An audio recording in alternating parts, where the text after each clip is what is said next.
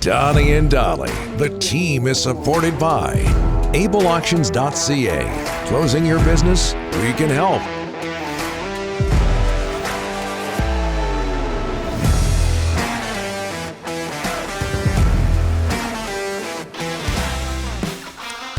It is Friday, and all of our guests today, including Thomas Drance, standing by. Brought to you by the Arnold Palmer Design Whistler Golf Club, reminding group organizers of 12 or more players that you, the group organizer, play for free to book your 2023 group outing. I don't think there are many golfers out there in Whistler today. Visit whistlergolf.com/groups because it's rainier, perhaps, in Whistler, snowing. Snowing. Are you okay, Ryan? You're shaking your head over there. He is mad. What is going on? Because I asked you to get a shot of Kevin Bieksa from last night? Sorry. I didn't say please. I apologize for that. Man. Okay.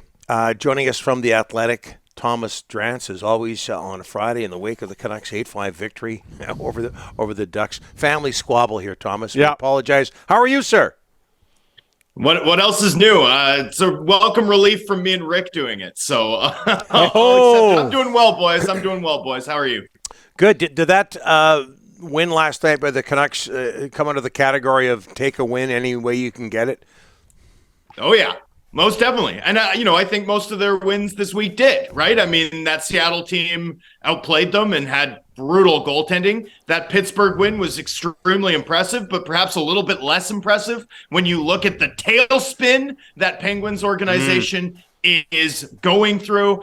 And then, look, that Ducks team, oh boy. I don't want to be rude, but it's hard to think of a group possibly looking more ill-prepared and less organized than that Ducks team did. I mean, just player positioning bunched up all over the ice. It was quite something. Canucks needed 8 goals to do it, or 6 anyway. And look, they put on a show. At the end of the day, that's what matters, right? It was a night to honor Kevin Bieksa, a night for him to come into the building, get that loud cheer, get the fans engaged, for him to retire formally as a member of this franchise. And it was a game that, for 30 minutes wasn't particularly exciting, seemed a little tentative, dull. And then some fire wagon hockey broke out, right? And there was high-octane offensive performances and goals aplenty. A good fight from Dakota Joshua in BX's honor, quite explicitly, as Joshua made clear post-game. And at the end of the night, it was fun. Like, it was a fun game. And now this team's won 3 of 4, and they've put themselves into a position where, they'll have a chance. They'll have a chance to show us something over the course of the next 10 games. Do you think Andrei Kuzmenko is going to be able to cash in at the end of next season? At the end of this season, rather? Oh, yeah. And look, he's come on, right? I mean, I was not particularly impressed through preseason. I still had some concerns early in the year. The last week or so, and it's not just that Pettersson is absolutely throwing fireballs right now and he's riding shotgun with him. There's an awful lot more going on now with Kuzmenko. I think he's figured out how to fend off NHL defenders. I think he's figured out how to play below the hash marks on the NHL ice surface, right? It's a different ice surface. It's a whole different game in terms of sort of the tactics of attacking hockey in the NHL versus the KHL. And obviously, it's going to take a guy some time to adjust. Kuzmenko's making a pretty rapid adjustment at the moment, in my opinion, gentlemen.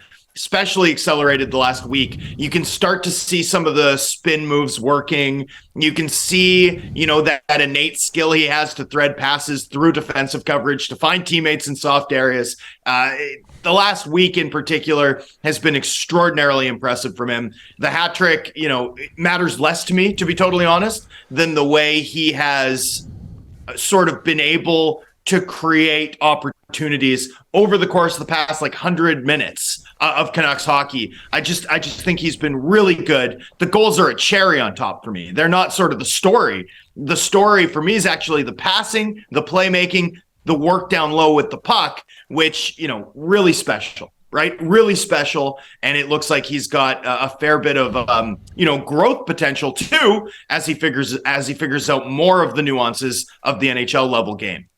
Thomas, is the captain going to be tough to re-sign now? I mean, 10 goals in 11 games. He was always going to be tough to re-sign. I mean, what? But is this this is making it tougher? I mean, I know he can't keep this pace up, but my goodness, 10 goals in 11 games. Yeah, well, if you think about it this way, right, he's put himself in a really good spot. You know, if you're trying to score 40 in a season, right, you basically have to score every second game, right? And now Horvat needs to score, what, 29? Is it 29? Does he have 11? Is it 29 in 71?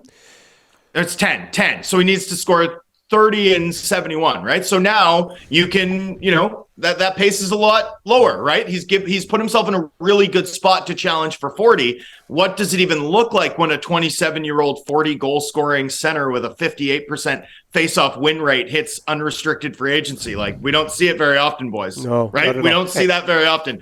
That's a pretty unique position to be in, and he doesn't even need to keep this up to get there. Right? He just needs to sort of score like he has the last 3 seasons, and he's going to have that type of resume.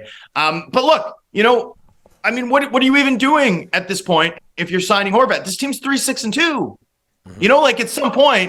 At some point, don't you need to look ahead? Like how much sort of long-term cap space can you commit to a team that hasn't even shown us their playoff caliber? Yes. And I appreciate what they've done the last 4 games, right? Like, good for them, right? They're now in a spot 2, and I want to talk about this a little bit because I think the next 10 are going to tell us a lot, right? You've got Nashville at home, and then you go out on the road, and you've got this Montreal, Ottawa back-to-back, right? And those 3 games for me are everything. Everything. Like, it's weird to say that 3 games are going to matter that much, especially when you're me and you barely even care about results.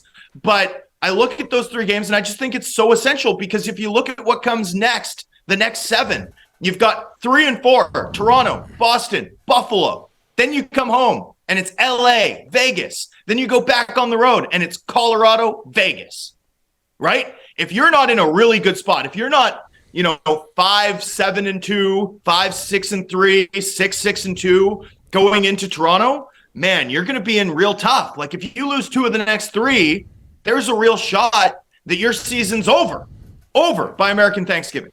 Yep. And so, considering what we've seen from this team, not just this year, boys, right? It's not just 10 games. Mm-hmm. Anyone who's telling you it's just 10 games is lying to themselves, right? 7th in the All-Canadian division, right? The start last year, missing the playoffs, and then what we've seen this year too. I mean, this has been a downward trend for an awfully long time. Yeah. Mm-hmm. How much can you commit to a core group that frankly hasn't accomplished anything? Like at some point, you have to start looking to the future. You have to start, at least pretending to try and build better days ahead.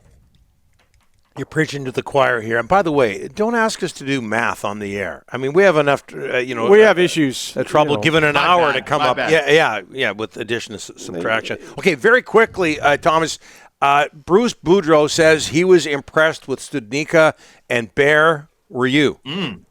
I was. Well, here's what I really liked. I liked Studnicka as a fit with Joshua and Amon. I thought that gave that group 3 sort of lanky, rangy guys who could all skate pretty fast. Mm-hmm. And all of a sudden, this Canucks team had 2 lines that were able to generate some stuff through the neutral zone last night. Now, granted, it's against the Ducks, but for the most part this season, it's kind of been Pettersson connecting plays through the neutral zone while everyone else struggles to even get started.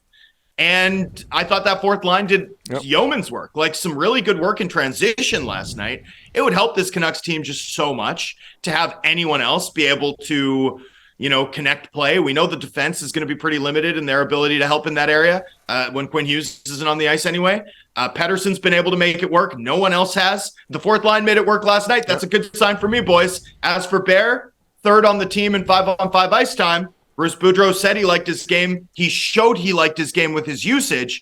But this sort of begs the question, like through 40 minutes, right, until the 3rd period, Oliver Ekman-Larsson played 3rd pair minutes last night, right? He ends up playing a full minute less than Bear, plays fewer than 17 minutes of 5-on-5 in that game. So I'm happy for Bear, but considering the term and treasure still committed to Oliver Ekman-Larsson, the fact that his usage appears to be diminishing and the fact that his usage diminished and the team won troubles me, right? That's just another sign of the storm clouds gathering on the horizon as this team looks ahead to what the next few years look like. Gentlemen, I still see that.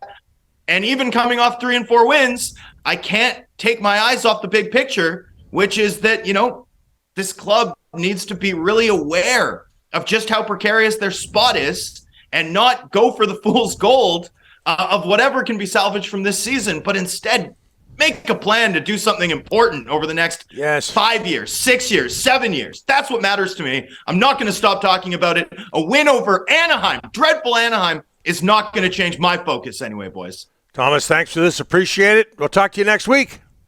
Anytime. Enjoy your weekends. No more math.